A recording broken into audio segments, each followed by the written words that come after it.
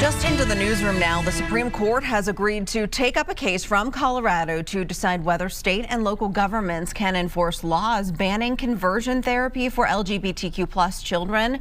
Colorado is among roughly half the states that prohibit the practice of trying to change a person's sexual orientation or gender identity through counseling. The issue is whether the law violates the speech rights of counselors. Defenders argue they regulate the conduct of professionals who are licensed by the state.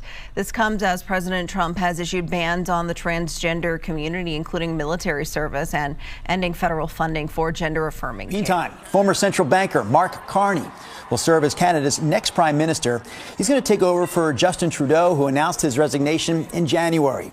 Carney, who won with nearly 86% of the vote, is expected to be sworn in sometime this week. Malaria season begins this month in many parts of Africa, where it is deadliest disease, especially for children. The Trump administration's decision to reduce USAID's foreign aid contracts by 90% has raised concern among health officials in Uganda, who fear disaster in poor regions. It's not the complicated version. You only get oral medications that are around 25 or 20. So in total, it's around 60,000 Ugandan shillings. In terms of dollars, that's around, let me see, $20 or $18 or $19 you get. But if we go to the severe form where you need IVs, in addition, they may give you other IV fluids just because maybe malaria may cause dehydration, you may vomit, you get. So there, the bill is usually way too higher. It may be 3 times that amount. So $20 times 3, it may be around $60, which is really a big figure when you look at our socio-economic status of most of the people in our country. Dr. Jimmy Opigo, in charge of Uganda's malaria control program, stated that the USAID's top work orders have shifted their focus to disaster preparedness. Now, the disruption has worked on, for example, the logistics system. You know, the medicines, the test kits, the mosquito nets, the spray operations. We are constantly consuming these things. They are produced somewhere offshore.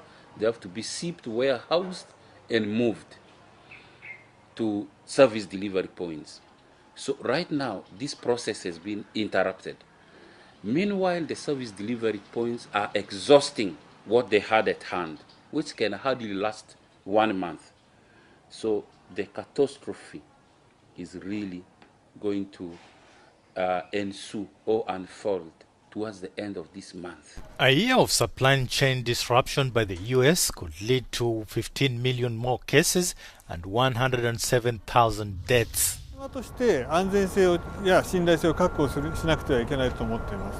そのためにはこの車の上に乗せる自動運転システムだけではなくて、それが車のシステムと一体となった形で信頼性や安全性を確保しなければいけないので、こういうところはやはり自動車会社がやらなきゃいけないことだと思っています。人の場合は例えば車線変更するときに後ろ向きますよね。その時に当然視線は前からそらさなくてはいけないです。でもこの車の場合は常時全周囲をセンサーで検出していますので、常に後ろの方向を見ていますから、後ろを振り向いて前が見えなくなることもなくですね、車線変更できますから、人より安全に運転できるようになると思っています。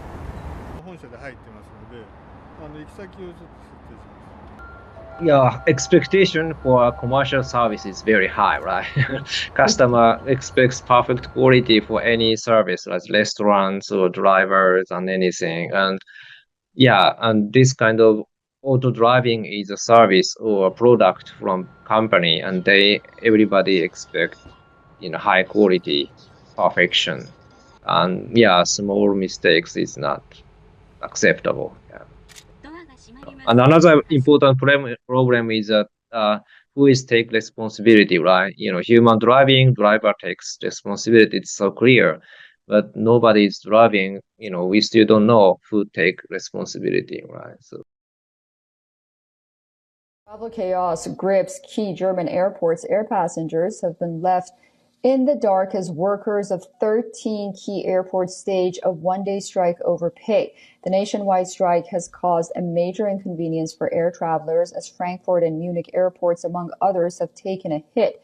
The 24-hour strike led by trade union Verdi started at Hamburg Airport before expanding to other airports. Now, reports say 1,054 of the 1,116 scheduled takeoffs and landings have been canceled at the Frankfurt airport alone, while Hamburg airport says no departure will be possible. In Berlin, regular departures and arrivals have been canceled. Verdi, which represents public sector and transport workers, is in an ongoing dispute over wages and working conditions. But it is the common people who are facing the brunt.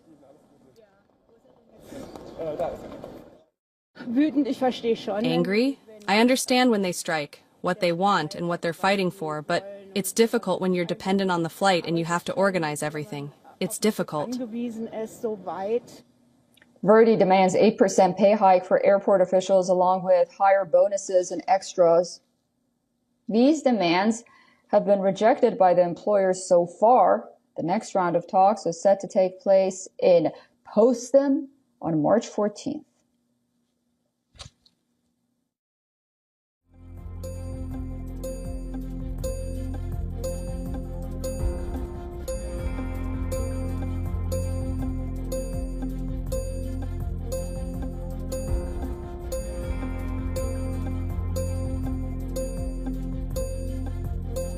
As American and South Korean forces commence their massive war games, Pyongyang responds with a show of force that threatens to escalate tensions. South Korea's military says that North Korea has fired multiple ballistic missiles. Pyongyang has long viewed the drills as a provocation. South Korea, on its part, has strengthened its surveillance and is closely coordinating with the United States following North Korea's latest missile launches. South Korea's Joint Chief of Staff says that North Korean missiles were launched from North Korea's Hwanghae province. These multiple missiles were launched just hours after annual joint military exercises kicked off. Today's launch marks North Korea's 5th missile launch this year alone. Last week, Kim Jong-un, the powerful sister of North Korean leader Kim Jong-un, warned against further provocations in response to the U.S. deploying of an aircraft carrier in South Korea. The USS Carl Vinson and its strike group arrived in South Korea. This is the latest temporary deployment of a U.S. strategic asset aimed at displaying the firmness of the U.S.-South Korean military alliance. The ongoing South Korean-U.S. military exercises, known as Freedom Shield, is set to last for 11 days. South Korea has strengthened its surveillance and is closely coordinating with the Pentagon.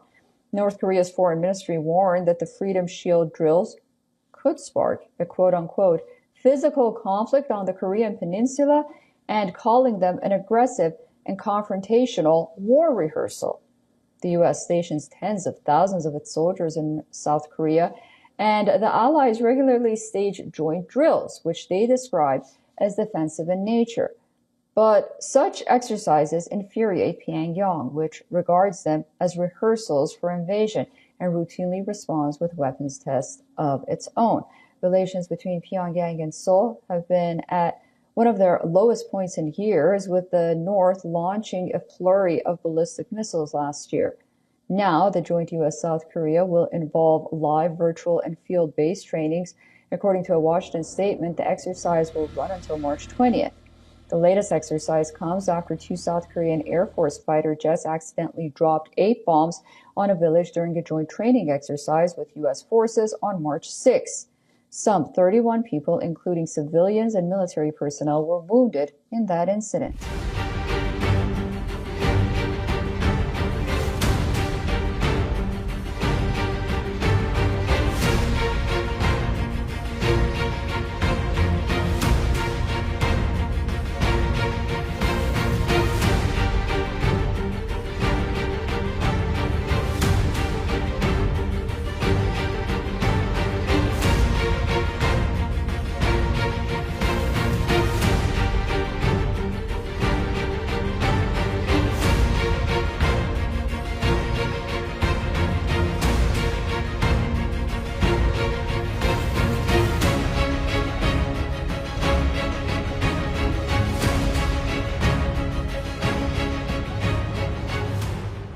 台独分子闹得越欢，脖子上的绳索就会勒得越紧，头顶上的利剑就会愈加锋利。我们正告民进党当局，悬崖勒马，回头是岸，执迷不悟，死路一条。解放军一向是打毒促统的行动派，近年来绕岛巡航、军事设压已成常态。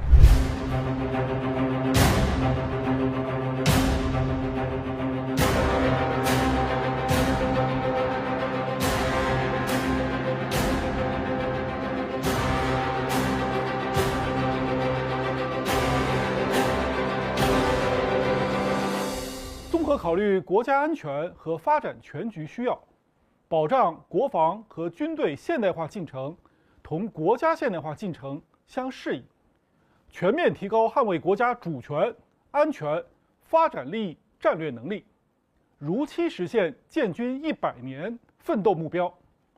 2025年，全国一般公共预算安排国防支出1.81万亿元，比上年执行数增长7.2%，其中中央本级支出1.78万亿元，比上年执行数增长7.2%。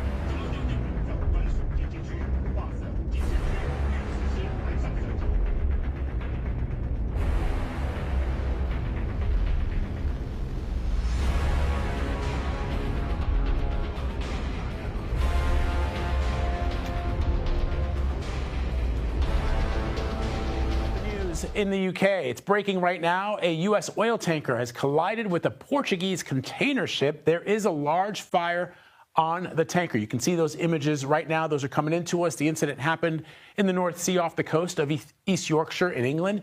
The UK Coast Guard says it has deployed a rescue helicopter, lifeboats, and nearby vessels with, quote, firefighting capability. More on this, I'm joined on the phone by CBS News correspondent Ian Lee. He is headed to the scene at the very moment, but he's on the phone with us now.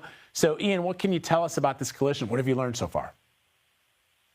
Hi, Vlad. Yeah, we're on our way to Hull, where it's close to where this accident happened. What we're hearing is that at least 32 people have been brought ashore. That's according to authorities. All of the people who are on board the U.S.-flagged ship, the Stena Immaculate, have been accounted for. When this crash happened in the early morning's hours, about just before 10 o'clock, we're hearing that a Portuguese flagship, the Solong, was sailing from the north. That's when it hit the nearly stationary U.S. flagship. A huge fireball erupted. Some people, we are hearing, jumped into the water. And that's when you had that large search and rescue operation, which is presumably still ongoing right now. There is, though, concerns that because this was a container ship, that there could be a large oil spill. Authorities are looking out for that as well. But right now, they're looking to make sure everyone is accounted for. All right, Ian, the images that we're seeing right now are incredible. And you're saying that right now, as far as we know, that there is no one at risk of losing their life. The folks that have been rescued off of that vessel are now with the UK Coast Guard. You know, you're right, Vlad. It is pretty remarkable when you look at those pictures. You see the smoke, you see the fireball, and to think that the people, at least on the U.S. flagship, have been accounted for, because we're hearing that that is the ship that erupted into flames. It carries petroleum, it carries petroleum products, and so the fact that that ship was able, that it erupted in such a way and that they were able to account for everyone is probably likely a testament to the training of that crew. We do not know the cause of this crash right now. That is going to be one of the first things that they investigate. All right, Ian Lee, you're headed to the scene as we speak, as these live pictures come into us here at CBS News. We'll check in with you a little later once you arrive and once you have some more information for us. We appreciate it, my friend. Stay safe. More than 30 casualties have been brought ashore after a crash between an oil tanker and a cargo ship in the North Sea. Footage shows clouds of black smoke billowing into the air after the collision off the coast of East Yorkshire on Monday, March 10th. So far, 32 people have been brought ashore, but some crew members are yet to be accounted for, a port boss has said. Lifeboats and a Coast Guard helicopter were called to the collision in the Humber estuary just before 10 a.m, involving US-flagged tanker Stena Immaculate and Portuguese-registered container ship Salong. The Stena Immaculate oil tanker sustained a ruptured cargo tank after it was struck by container ship Salong in the North Sea today, causing multiple explosions and jet fuel to be released into the water, the ship's management firm Crowley said. The casualties' conditions remain unclear. Transport Secretary Heidi Alexander said, "I'm concerned to hear of the collision between two vessels in the North Sea this morning and am liaising with officials and HM Coast Guard." A spokesperson for the Marine Accident Investigation Branch said it has deployed investigators to Grimsby. She added, "Our team of inspectors and support staff are gathering evidence and undertaking a preliminary assessment of the accident to determine our next steps." Follow for more. Oh, I think the tariffs are going to be the greatest thing we've ever done as a country. It's going to make our country rich again. Are you worried about a recession? Maria Bartiromo asked you and you kind of hesitated. I'll tell you what, of course you hesitate. Who knows? All I know is this: we're going to take in hundreds of billions of dollars in tariffs, and we're going to become so rich, you're not going to know where to spend all that money. I'm telling you, you just watch. Shalom, giving all praises, honor, and glory to our power Yahweh. Baha Shem Yahweh Shai, Baha Shem Rachak Kodash, double honors to the apostles, the bishops, and the elders of Great Millstone. Peace and blessings to the hopeful elect of the tabernacles of David, scattered throughout the four corners of the earth, wherever you may be. Wherever you may be, Shalom, Yasharallah, Shalom. All right, another world news with commentary. Based off of one of the clips here, which obviously was right before this, what Trump was saying there. And speaking very, proudly about the tariffs. Well, here's the thing. When you're dealing with the tariffs, I want to, hit 2 points real quick. We'll just speak on this one and get the other thing, because that's going to be very scriptural. So with the tariff situation. So when you're talking about putting tariffs on these other countries, maybe China, Canada, Mexico, whoever, all right? So you put tariffs on these nations. And then what's happening is they're wanting to put counter tariffs on America. So when you do that, well, the thing is, most people don't understand how the tariffs work. Now, we're not going to get into the deep inner workings. I just want to make the point that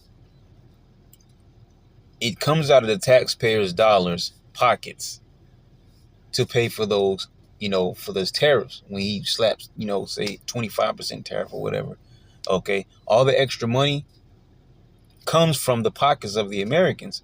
So here's the thing. So when you slap tariffs on other countries, that doesn't hurt the leaders of those countries and these politicians or whoever of those different countries. It's going to hurt the people.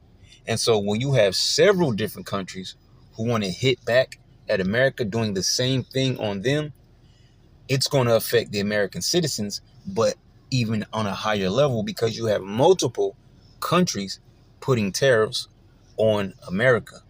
And also, basically, this is really designed, okay, to hurt everybody, because these elites don't care about the regular citizens. It doesn't matter what country, what nation, even their own people.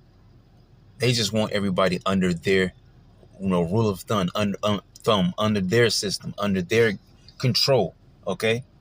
So the tariffs actually will hurt everybody. When I say everybody, meaning the citizens, not Trump or any politician or, I don't care if it's Xi Jinping, whoever, all right? It's not going to hurt them. It's going to hurt the people who want to purchase goods, which leads us over to the other point I want to make. All right. When you're talking about the goods, America has more import of goods from countries than it has export. Okay. So when you're slapping tariffs on America, that's going to hit it way worse than America slapping tariffs on that, because it's just that one. He may do it to multiple countries, but it's just that one country here, just that one country there. So they'll feel a little bit, just like the BRICS was formulated, all right, to find a way around, the sanctions and all the nonsense that America was throwing. You see? So they may be able to find a way around those particular tariffs and not really have to deal with America in that particular area. But when it comes to America, who has so much import of goods from all these other countries, everything that's happening in America is always going to be amplified, because this is the greatest place for wickedness. This is the place the Lord is going to destroy. This is the last place of our captivity. All right. And this is where the elites are trying to steamroll their plan out that's going to pretty much cover the earth, which is their new world order. All right. Though they take test phases in other countries, America is where they want to really pull it off at. Okay. But the Lord is destroying America. To the spiritual eyes, we can see that. All right. So, yeah, when you're dealing with something like that, America is always going to be affected on an even higher level. So this is why I wanted to come to Revelation chapter 18, because it talks about, as a matter of fact, let's get right here. Revelation 18:3. For all nations, all right, meaning these different countries, okay, have drunk of the wine of the wrath of her fornication. They laid in bed with America. They laid in bed with the whore. They've done some things after. They made deals with her. All right. And so on and so forth. They're okay because all these nations are doing what? Making merchandise from the American citizens, especially from the Israelites that are here. All right. And there it is right there. And the kings of the earth, the leaders of these countries, have committed fornication with her. And the merchants, and that's the key thing, the merchants, okay, because it's about merchandise. It's about making money. The word there is emporos. A merchant as opposed to a retailer or petty tradesman. Okay, so let's see if we can get a little deeper with the word merchant. A merchant is a person or business that buys and sells goods for profit. Merchants can operate retail stores, work in wholesale trade, or specialize in particular activity. See?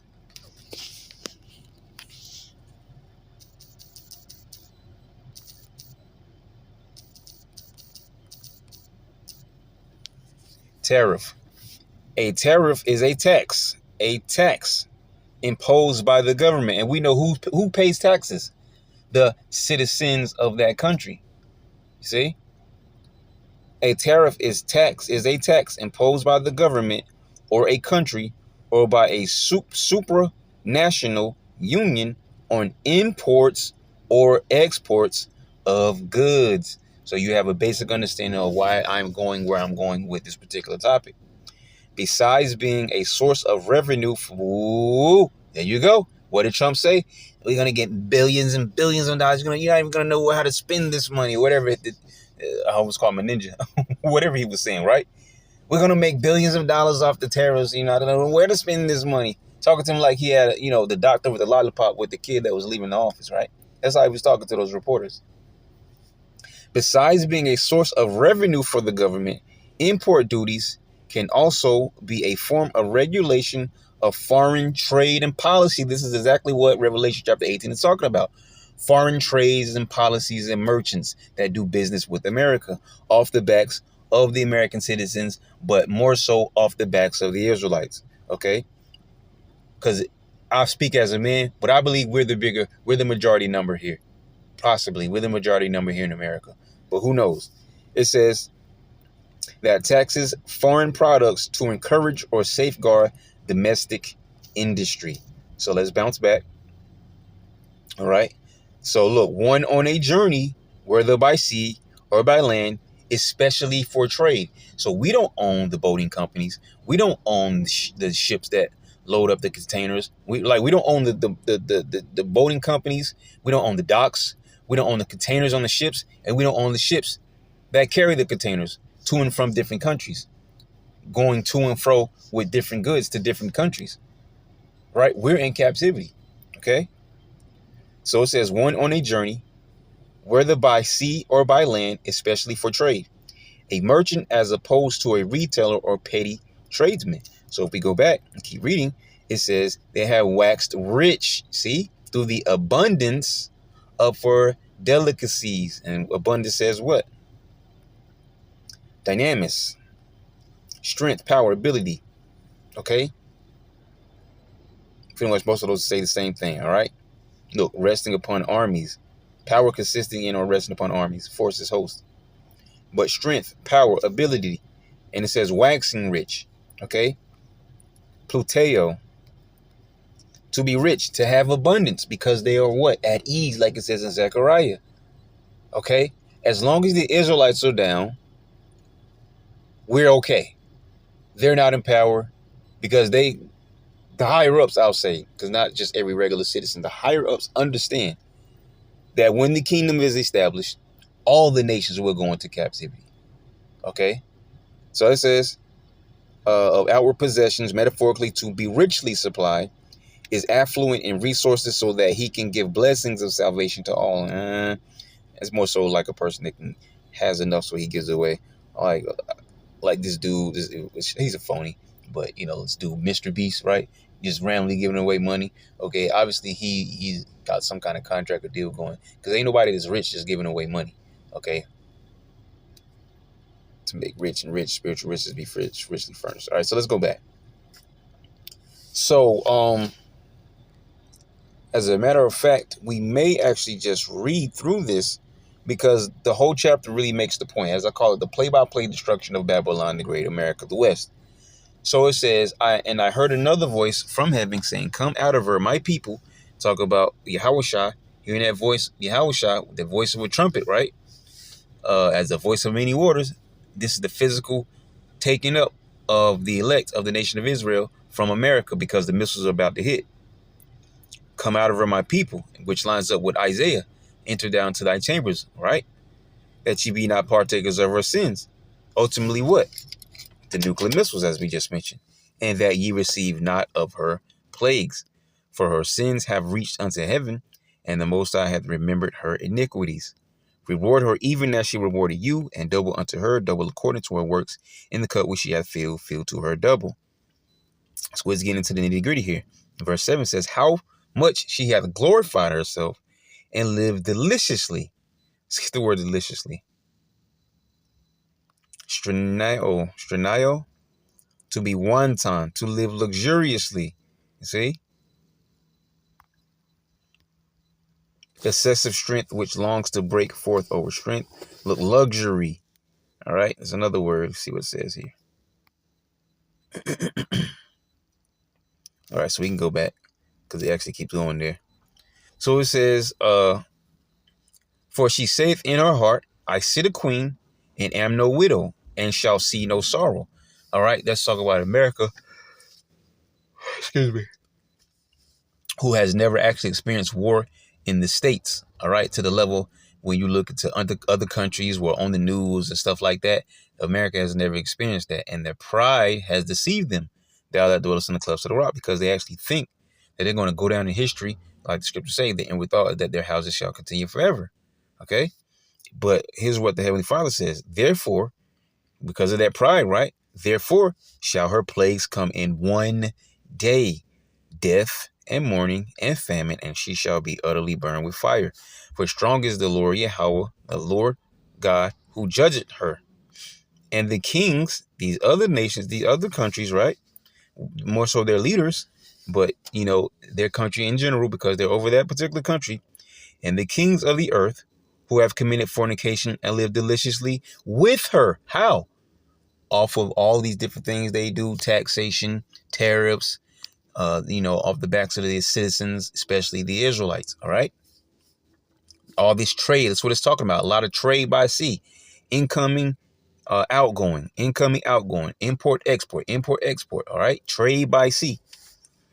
It says, shall bewail her and lament for her when they shall see the smoke of her burning, because the missiles will burn this place off the map.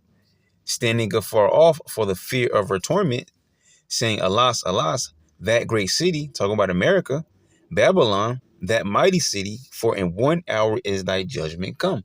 Okay. And so why are they crying, you might ask? Because they miss this place? No, absolutely not. They're crying because they miss the money that they made from this place, but they hate this place. Okay. And the merchants, there it is right there. When we go to that word merchants, right? The merchants, emporos, all right, one on a journey, whether by sea or by land, especially for trade, a merchant as opposed to a retailer or petty tradesman, okay? And we went into the word tariffs, right? It's all about making money, right? And the merchants of the earth shall weep and mourn over her, for no man buyeth their merchandise anymore. You see, that's the answer to what we just spoke about. Why are they crying? Because they missed a place? No, they're crying because America, with the higher import of goods from other countries and a lower export of goods, that makes these countries a lot of money. You see? It says, for no man buyeth their merchandise anymore, because their cash cow is now melted off the planet. The merchandise of what? Gold and silver and precious stones and of pearls and fine linen and purple and silk and scarlet and all thyine wood and all manner of vessels of ivory and all manner of vessels of most precious wood and of brass and iron and marble. Because all these are different industries, or like you hear in school, they always talk about textile industries. So different types of industries, different businesses, different corporations that are set up to do these things, all right? Import, export, all right? Boat docks and shipping containers and the ships that carry all these different things. These are different businesses. And some things you can only get from across seas. You have to get them shipped here. You can't find them in America. And cinnamon and odors and ointment. And that's why Esau goes and raids other countries when you're dealing with minerals and, different resources. Because, when you're dealing with Europe, all right, they're destitute. Okay, talks about that in is that Revelation 20? All right, Europe, that bottomless pit. Okay, they were shut up. And that place is destitute. So America's no different. There's certain things you can find here in America, and like when they came over here, there was fields of tobacco and cotton and different things like that. Okay, and so they made industries out of these things. All right. And other nations also make corporations off of these things. But America, the key thing is that America has more business coming from an import of goods from other countries than it does on export. That's why you always see made in Japan, made in China, made in Taiwan, made in Thailand. All right. Different places. Made in Korea. But, every once in the blue moon, you'll see something that actually says made in America. Right. And cinnamon and odors and ointments and frankincense and wine and oil and fine flour and wheat and beasts and sheep and horses and chariots and slaves and souls of men, because they have, child trafficking, sex slaves trafficking. All right, you talk about these islands, right?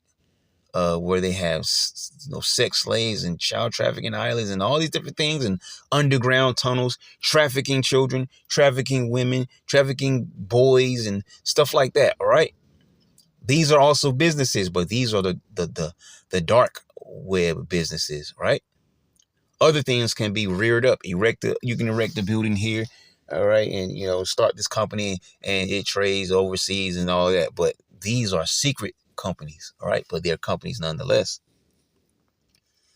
And the fruits that thy soul lusted after are departed from thee, and all the things which were dainty and goodly are departed from thee, and thou shalt find them no more at all. Because going off with that clip that we played there from the news, what is all that going to lead up to? Ultimately, it's going to lead nowhere but to the same place, the destruction of Babylon the Great. The merchants of these things, all right, these other countries, which were made rich by her, you see, as we talk about the trade, right, shall stand afar off for the fear of her torment, weeping and wailing. And we already discussed through the scriptures up above why they're going to be weeping and wailing. No man buys their merchandise anymore. So a lot of their companies are going to flop, and those companies that can actually stay open, because, other people in their country are still buying, they're going to lose a lot of business. They may not close, but they're going to lose tons of business, which means they're going to have to cut employees and stuff like that, which at that point, who knows how things are going to be. I'm just making, a kind of point out of that. But some of these businesses really stand off of, trade deals from, merchandise from the sea. So those businesses are going to straight close. They're going to straight flop. And saying, alas, alas, that great city, the West, America, that was clothed in fine linen and purple and scarlet and decked with gold and precious stones and pearls, going back to Revelation chapter 17. All right, that whore, all right, that John saw, all right, is a representative of this place. For in 1 hour, so great riches is come to naught. Everything that you got up, all right, all these businesses, all this money you pride yourself in, all this military might and force you talk about with your pride and all these different things. Everything is brought down in 1 hour. So great riches is come to naught, and every shipman, meaning to nothing, and every shipmaster, and all the company in ships and sailors, you see, and every shipmaster. All right, let's get the word shipmaster. It's pretty much straightforward. I just want to get it. Steersman, helmsman, sailing master. You see, those that control these ports and these shipment containers, those big boats that carry those big containers, right? Because what happens when they stop? Like the event when the water got low in that one place, the boats were stuck in the water. What does that do? It delays the goods. So when the goods are delayed, what happens? When people are going to purchase what's on the shelves and then they're going to restock, and eventually their restock and their back stock is going to run out because you only have so much back stock, and then the shelves are going to be empty. Okay, so when these things stop, shelves are empty. Okay, now of course that's not the case here because this is talking about the actual destruction of America. All right, so people are going to start continuing shopping in stores, while America's on fire. That's not the point I'm making now. I was just making a business point. All right. So it says, and all the company in ships and sailors and as many as trade by sea stood afar off because they left. They went back to their own country. Speaks about this in Jeremiah. Okay. And cried when they saw the smoke of her burning, saying, what city is like unto this great city? What city made us money like this place? Oh, my business is dwindling. Okay. We're losing money. Why? And it was them who shot the missiles off.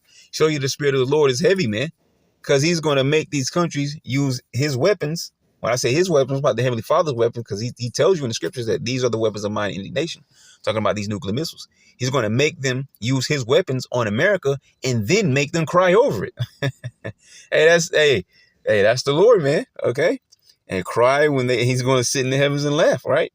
And cried when they saw the smoke of her burning, saying, what city is like unto this great city?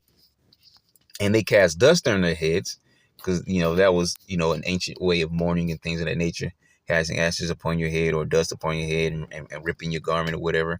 All right. And they cast dust on their heads and cried, weeping and wailing, saying, alas, alas, that great city, wherein were made rich all that had ships in the sea. You see, by reason of her costliness, the money, for in 1 hour is she made desolate. All right, what did he say?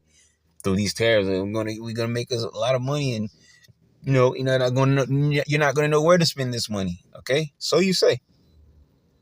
All right, but ultimately, all that building up will be destroyed. He says that in Malachi, they shall rebuild, but I will throw down. And we're in the season of Idumea, the last season of all the heathens being in rulership, which happen to be the Edomites by way of prophecy. Okay. They will build, and we're in the season where the Lord is about to throw this place down, okay, and taking into captivity all the heathen nations because he's going to destroy them and their standing armies, I should say, okay, and take power in the earth and establish the kingdom of heaven. Rejoice over her, thou heaven, and ye holy apostles and prophets. Yeah, the angels have been blasphemed. Okay, from the Heavenly Father to the Lord and Savior to the angels, all been blasphemed, all been changed, all been made to be so-called white, red individuals with, all this feminine sissiness, right? It says, and ye holy apostles, all right, because the 12 are part of the 144,000 who, if not all of them, some of them may be reincarnated, all right, to see this final destruction. Or if not, they'll be brought back with Yahweh Shah when that day comes, according to 1 Thessalonians 4. And then it says, and prophets, all right, because there's many prophets that are listed, all right, because they'll say the major and the minor prophets. No, all the prophets were major, all right, because they all were prophetic about the same prophecies. But then there are many more disciples and prophets that are not listed in the scriptures, but they will have their just reward. Okay. And some of them are back today. You don't know who those men are because their names are not named and nobody knows who they were in the past. So some of those same high level prophets who are not named, who may have did miracles themselves, may have risen people from the dead or healed the sick and cleansed the lepers and so on and so forth. All right. Like was commanded to them, but they've never been heard of in history. Some of those men are back today. See, if you were a prophet in the past, you'll come back and be a prophet now. All right. The spirits of the prophets are subject to the prophets. For the Most High hath avenged you on her. Yeah, for the controversy of Zion, like it says in Isaiah. So, yeah, that's pretty much it. Just going off, because we can read down to the end of the chapter. I mean, not necessarily you can read down. But just going off of that clip there, you know, the Spirit was just on me to hit Revelation chapter 18. Because, you know, this is a very proud man, all right? He embodies America's pride, all right, as it is for now, okay? Caesar Augustus Trumpus, okay? Because everything that comes out of his mouth is very, that's the look on his face is very prideful. You can see it on him, the way he looks when he's sitting there.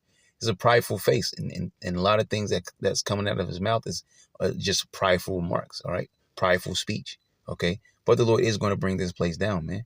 Okay, all this money and treasure you want to build up for yourself, it's all going to be for nothing because the Lord is not making America great again. He is fattening this place up for the kill, all right, which is nuclear missiles, all right, making a burnt mountain, like it says in Jeremiah. I will roll thee down from the rocks and make thee a burnt mountain, all right, because this place is like a giant altar ready to be sacrificed as a sin offering to the Lord. But I'll leave it at that. Let you get on with the rest of the news. Lord, will you edify? Are you alarmed by escalatory rhetoric from the Chinese response to your tariffs? And are you planning to meet with Xi Jinping about trade anytime soon? No, they took that rhetoric back, as you know. They were very tough. And I said, whoa, what's that all about? And that rhetoric was taken back. Is there going to be a government shutdown at the end of this week? Could happen. I mean, the Democrats want that. They want to destroy the country. So I can't tell you, but it could happen. It shouldn't have happened, and it probably won't. I think the CR is going to get passed. We'll see, but it could happen. Well, I don't think the tensions are high. Look, Elon's a very special person, and these cabinet people are special people. You know, these are very successful people, or they wouldn't have gotten, you know, they've attained the highest heights of government. And I think they have a fantastic relationship to Elon. And Doge has been incredible. You know, hundreds of billions of dollars of waste and fraud and abuse has been already found. Canada a moment ago. Let's talk some China. Retaliatory tariffs against the U.S. are now in effect. Our Eunice Yoon is in Beijing this morning with the latest. Hi, Eunice. Hey guys, well, Chinese stock prices tumbled, and this is because investors have been bracing for more tariff uncertainty. Today, the tariffs, the 10 to 15% tariffs that China kicked into place are going into effect or are in effect. And these are on American farm and food products covering $22 billion worth of goods. China's countermeasures also included the suspension of American timber. So last year, American exporters shipped $850 million worth of timber to China last year. The focus here in China now is how this trade war could affect the Chinese economy. We heard some negative news over the weekend. The economy is still showing signs of weakness. The consumer prices for February dropped at its fastest pace in 13 months. This reversed an increase and also missed expectations. At the ongoing National People's Congress, policymakers have been indicating that they are looking to prepare for a trade war, especially when it comes to food. The authorities here raised the grain output target for the year, as well as the budget target for stockpiling it, and that suggests that the authorities here want to make sure that the country has enough food and that the food prices are stabilized. Now, meanwhile, Chinese exporters, as well as their U.S. counterparts, are trying to figure out who pays for all the tariffs. For example, I spoke to two suppliers who said that their customer, Walmart, has been putting more pressure on them to take on all the costs, and they've been telling me that it's just so difficult, if not impossible, for them to take on a now 20% tariff. They said this is on top of the Trump 1.0 tariffs. And then one of them, at least, is eyeing on Wednesday the steel and aluminum tariffs, which would be coming in at 25%, and saying that all of this is just causing them a whole lot of whiplash. Guys? Okay, so Eunice, if you don't want to play the game with Walmart, you lose your biggest customer. I've never seen anyone walk away from Walmart. It's just too big. Right. I don't really care if somebody feels they aren't going to make as much money with Walmart as they'd like to. They can't walk away. Why do these businesses think they can walk away? Who do they have in their back pocket to make up for Walmart? Right. So it depends on, of course, which company you're talking about. But everybody does, as you say, they want to keep the relationship with Walmart. This is a very important relationship. And some of them have said that they are willing to take a loss, to just keep going as long as they are able to retain this relationship. But, at some point, how long can you keep going? And I think that's the big question that a lot of them have right now as to whether or not they would be able to maintain these losses. They're looking for other ways, as you said, looking domestically. Of course, some issues here, looking at other markets, but it is really difficult to replace the U.S. market. At the same time, though, Jim, it's also difficult for U.S. companies to replace the supply chains here. Because a lot of U.S. companies that I speak to say that the supply chains are really good in China and that they've actually had trouble trying to switch over to other countries. So, it goes both ways. Very good, Ruben. Yeah, that's a good one. We didn't even talk CPI, negative for the first time in 13 months in China. We'll save that for another hit. Eunice, thank you. Eunice Yoon. On Friday, President Donald Trump welcomed to the White House leaders of the cryptocurrency industry to discuss the future of digital assets. I know you worked, some of you, very long before people really understood what was happening. And so I congratulate you, but this is a big day.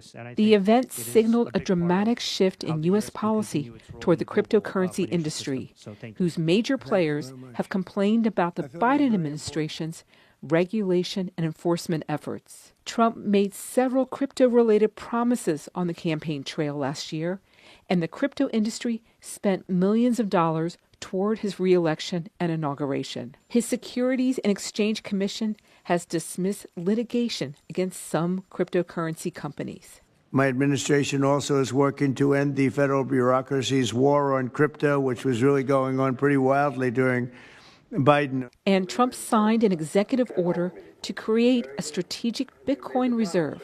The U.S. government confiscates Bitcoin, the world's most traded cryptocurrency, during criminal or civil asset forfeiture proceedings. Now, the government will hold that seized Bitcoin, not sell it, as has been done, Trump said. No taxpayer money will be used, he said. A majority of Americans are concerned about cryptocurrency's reliability and safety, according to a Pew Research Center survey in October. Critics say cryptocurrencies are risky for both consumers and financial systems. The Trump administration's creation of a Bitcoin reserve could help some investors gain more confidence in digital assets. It's a step towards legitimizing cryptocurrencies. If the government holds it and holds on to it, I think that is a sign that these things are legitimate to purchase. The U.S. needs to be a leader in the cryptocurrency markets, some observers say. We have created, in effect, a parallel second financial system to the fiat currency system. And so it's in the United States citizens' interests to be able to, for the United States to play on that playing field, lest it wants to lose financial power. The first step for the Bitcoin reserve will be to review how much Bitcoin the U.S. government actually holds. White House officials estimate the government has about 200,000 Bitcoins, roughly worth $17 billion. Michelle Quinn, VOA News.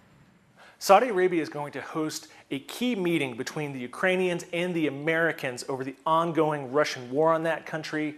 And both those two countries, as well as Saudi Arabia, are looking to really come out ahead from these talks. First, the Ukrainians. They are trying to recover after that disastrous meeting that President Volodymyr Zelensky had in the Oval Office last month that descended into an argument between him, President Donald Trump, and Vice President J.D. Vance. They're looking to sign, likely in the coming weeks, a rare earths mineral deal that the Trump administration had sought, and the Ukrainians are likely really hoping to turn back on American military aid as well as American intelligence sharing to counter the Russians.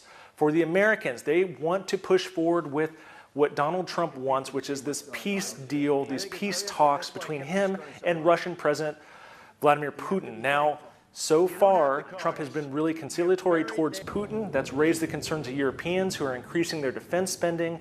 But Trump as well in the last couple of days has threatened the Russians with new economic sanctions. Finally, Saudi Arabia wants something from these talks too. They're trying to cement their relationship with Donald Trump, who's been really critical of the OPEC Plus oil cartel over the recent weeks. Meanwhile, Crown Prince Mohammed bin Salman, who's overseeing these talks, is hoping to raise his own profile as well. Back in 2018, his international image collapsed over the killing of Washington Post columnist Jamal Khashoggi in the Saudi consulate in Istanbul. American intelligence agencies believe that the Crown Prince gave the order for that killing, but as of right now, the Crown Prince has been trying to push forward with peace deals to try to raise his profile. He's reached a détente with Iran. He has tried to end the Yemen war that he started back in 2015. But hosting these talks successfully and potentially hosting a Trump-Putin meeting would just elevate his profile even more. So all sides are looking to gain something from these talks, but it just remains unclear who's going to go home with what they wanted. To promote peace around U.S. Secretary of State Marco Rubio traveled Sunday to Jeddah, Saudi Arabia, to hold talks with a Ukrainian delegation. The aim, according to an official statement, is to, quote, advance President Donald Trump's goal to end the Russia-Ukraine war. The visit comes days after Ukrainian President Volodymyr Zelensky sent President Trump a conciliatory letter in the aftermath of a contentious meeting the leaders had at the White House on February 28. Trump commented Friday on the status of the peace negotiations. I think we're doing very well with Russia. But right now they're bombing the hell out of Ukraine. And I'm finding it more difficult, frankly, to deal with Ukraine. And they don't have the cards. As a form of pressure to get the parties to the negotiating table, Trump has paused military aid to Ukraine and intelligence sharing with Kyiv, while threatening to impose sanctions and tariffs on Russia. Securing a deal is important for Trump politically, analysts note. He has bet, essentially, his presidency that some sort of deal will be obtained.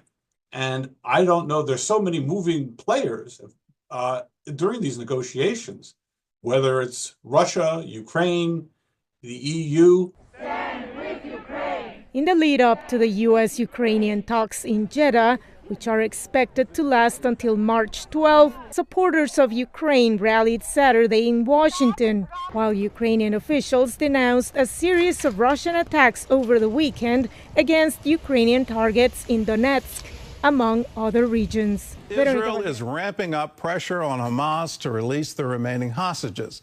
They're cutting off electricity to Gaza and making plans to resume the fighting. Meanwhile, in Syria, human rights groups accuse the new regime of a massacre against civilians. More than 1,000 people have been killed in recent days. Julie Stahl has that story. The new Islamist government in Syria says its brutal crackdown on the Alawite community is a response to a rising rebellion of supporters of the deposed Assad regime. They claim those rebels carried out attacks against forces of the new government last week. We will not tolerate the remnants of Assad who have committed crimes against our army forces and state institutions. But others say the Sunni forces of President al-Shara, also known as Julani, massacred the Alawites. The British-based Syrian Observatory for Human Rights said on Saturday more than 1,000 people, mostly Alawite civilians, had been killed. Charmaine Heading of the Shai Fund has been helping refugees and persecuted Christians in the Middle East for years. She says people on the ground tell her the numbers are higher. We're hearing reports of 2,000 to 3,000, and it's increasing every couple of hours. And we're seeing images and speaking to people on the ground that are just saying the bodies are piled up in the streets. In a statement, U.S. Secretary of State Marco Rubio condemned what he called radical Islamist terrorists who murdered people in recent days, saying the U.S. stands with ethnic minorities including Christian, Druze, Alawite, and Kurdish communities. As trouble mounts for its northern neighbor, Israel is increasing the pressure on Hamas to release the remaining 59 hostages. It's cut off electricity it supplies to Gaza and is considering cutting off water. Also, the IDF is drawing up new war plans if Hamas doesn't free the hostages, lay down its arms, and give up governing in Gaza. We will employ all the tools available to us so that all the hostages will return, and we will ensure that Hamas won't be in Gaza on the day after. The U.S. has been dealing directly with the terror group to free the last living American hostage and all the hostages. U.S. negotiator Adam Boehler said he allayed Israel's concerns over those talks in a conversation with Ron Dermer, the Minister of Strategic Affairs. I think I was able to put him at ease, that I wasn't going to go off the rails, that it would be parameters that we would work on together. Meanwhile, Iran is refusing to negotiate with the U.S. about halting its rush to develop nuclear weapons. Some bullying governments insist on negotiations. Their negotiation is not aimed at resolving issues. They negotiate to dictate their will. President Trump wrote Supreme Leader Ayatollah Khamenei about the White House desire to strike a deal rather than attack Iran militarily to derail its nuclear ambitions. I've written him a letter saying, I hope you're going to negotiate, because if we have to go in militarily, it's going to be a terrible thing for them. You can't let them have a nuclear weapon. Julie Stahl, CBN News, Jerusalem. Well, if there were ever a time to pray for the Middle East, it's right now. What's happening to the Christian population of Syria is a massacre.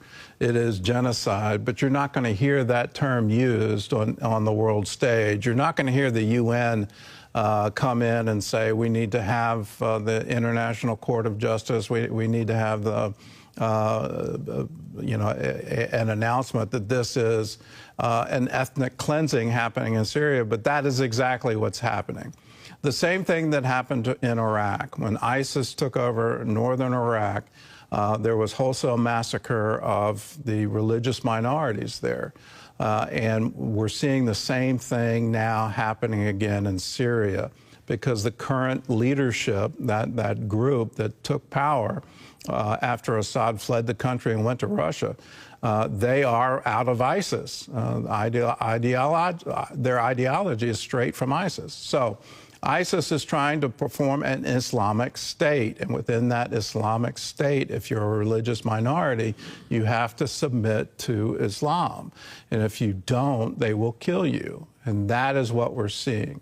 So let's pray for that. But on top of it, Iran is bent on getting a nuclear weapon. They're accelerating their refining of uranium. They really want one, and want one very badly now. They've lost Hezbollah, they've lost Hamas, and now they're still ideologically saying we want to wipe Israel off the map. They think if they can get that nuclear weapon, they'll be able to do it. So these are enormous concerns, and there's potential for a nuclear war. There's potential for a war against Iran that the U.S. would lead. The war in Gaza is going to restart at any moment. These are very concerning times. So please, let us pray and pray for peace. All right, moving on, Iran, Russia and China are strengthening their military ties through joint exercises, which will take place off the coast of Iran from Tuesday. Now, the drills aim to strengthen security, boost multilateral cooperation, and counter what they call the American hegemony. The exercises, codenamed Security Belt 2025, are taking place in the northern Indian Ocean, near the port of Chabahar in southeast Iran.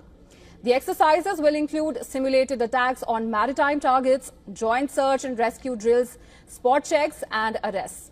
China has sent the Type O-52D guided missile destroyer Butu and supply ship Gao Yuhu from the 47th Naval Escort Task Force to take part in the exercise. For Iran, Russia and China, this exercise is an opportunity to expand their influence across West Asia. This partnership is seen as a challenge to United States' influence in the region. Now, the Gulf of Oman is a strategic location with many major shipping lanes and oil routes passing through it, making security in this region a top concern. Now, just last month, Russian President Vladimir Putin and Iranian President Masoud Pezeshkian signed an agreement to boost cooperation in areas including trade and military. The deal comes amid rising tensions between the United States and Iran. President Trump has vowed maximum pressure to drive Iran's oil exports to zero. He has called for a plan to ask allies to stop and inspect Iranian oil tankers at sea under an international accord aimed at preventing Iran from acquiring nuclear weapons. Iran has shot back at Trump, accusing the United States of bullying tactics. Iran's UN mission has stated that the country is open to negotiations with the United States only if the talks focus on addressing concerns about the potential militarization of its nuclear program. However, it made it clear that if the aim of the negotiations is to dismantle its nuclear program, then the talks could never happen.